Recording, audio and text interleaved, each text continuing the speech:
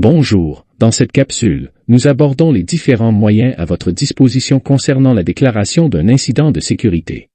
Les documents suivants sont en lien avec ce sujet. Il s'agit de la directive de gestion des incidents de sécurité du tribunal et de son aide-mémoire. Ces deux documents sont disponibles sur l'intranet du tribunal. Si la notion d'un incident de sécurité vous semble encore vague, vous pouvez consulter la capsule sur les incidents de sécurité. Que l'incident soit dû à une attaque externe, telle qu'un vol de matériel, ou d'une erreur telle qu'un courriel contenant des informations sensibles envoyées à un destinataire incorrect, ce qui est attendu de chacun d'entre nous, est d'avoir une conscience proactive face aux incidents de sécurité. L'importance est donc de signaler tout incident de sécurité le plus rapidement possible, indépendamment de la responsabilité individuelle.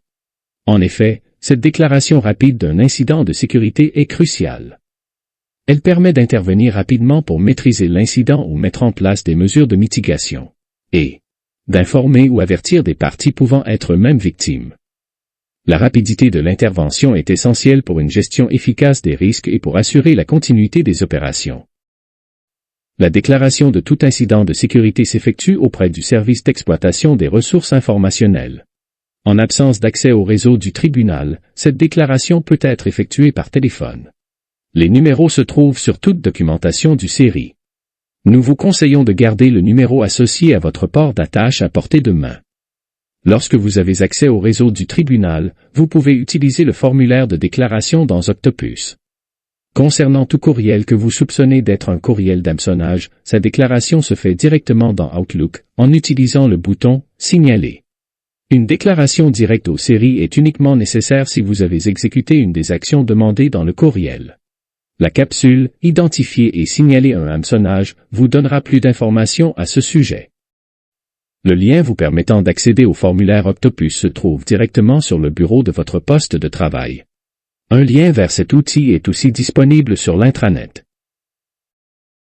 Voici comment s'effectue la déclaration d'un incident en utilisant Octopus. Une fois arrivé sur le portail, cliquez sur « Nouvelle requête ».